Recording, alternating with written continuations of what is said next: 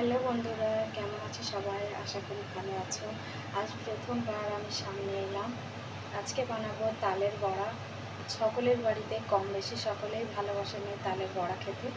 আজ আমি তালের বড়া বানাবো আর সেটা আপনাদেরকে দেখাবো। আর যদি আপনাদের ভালো লাগে লাইক সাবস্ক্রাইব অবশ্যই করবেন, শেয়ার করতে ভুলবেন না যেন। আর অবশ্যই আমাকে কমেন্ট করে জানাবেন কেমন হয়েছে।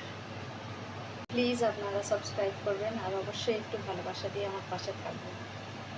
আমি নিয়েছি 1 কাপ চালের গুঁড়ো, নিয়েছি 1 কাপ সুজি, নিচ্ছি 1 কাপ পরিমাণ ময়দা। চালের গুঁড়ি আর সুজি আর ময়দা আমি 1 কাপ করে একই পরিমাণে নিয়েছি। আপনারাও চাইলে আপনারা বাড়াতে পারেন, আপনাদের পরিমাণ মতো আপনারা ব্যবহার করবেন। সমান 3টে 1 কাপ করে নিয়েছি। আর নিয়েছি অল্প একটু নারকেলের কুচি। এটা দিলে খেতে খুবই সুস্বাদু লাগে, এটা আপনারা স্কিপ করতে পারেন। এটা নারকেলের কুচি দিলে খেতে একটু স্বাদ লাগে। একটু ফ্লেভার আসার জন্য 2টো এলাচকে ফাটিয়ে আমি দিয়ে দিচ্ছি।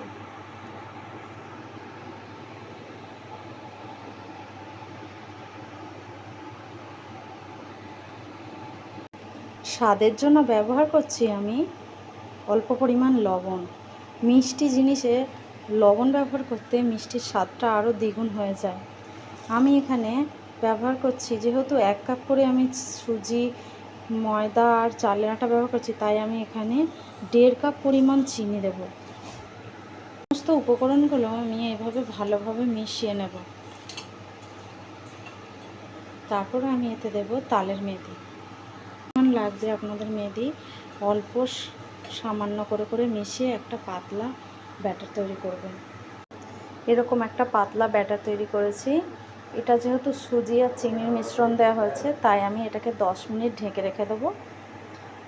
সুজিটা দেওয়ার জন্য একটা মুচমুচে যে ভাব, সেটাকে গলতে দিতে হবে, সেই জন্য আমি এটাকে রেস্টে 10 মিনিট রেখে দেবো। তারপরে আমি এখানে একটা কড়াই তেলটা হালকা গরম করে নেব।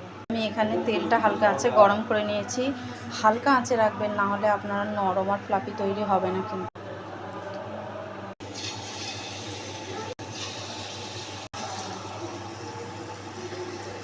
এই দেখুন বন্ধুরা, বড়াগুলো কত সুন্দর ফ্লাফি তৈরি হয়েছে, সুন্দরভাবে ভাজা হয়েছে। আবারও কয়েকটা করে নিলাম বন্ধুরা। দেখুন কত সুন্দর ফ্লাফি তৈরি হয়েছে, খুব সুন্দর মুচমুচে।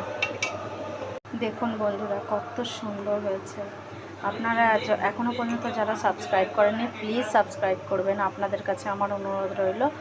আজকের মতো এখানেই রাখলাম, আবারও ফিরে আসবো নতুন একটা মিনি ব্লগ নিয়ে। আজকের মতো এখানেই রাখলাম, টাটা বন্ধুরা।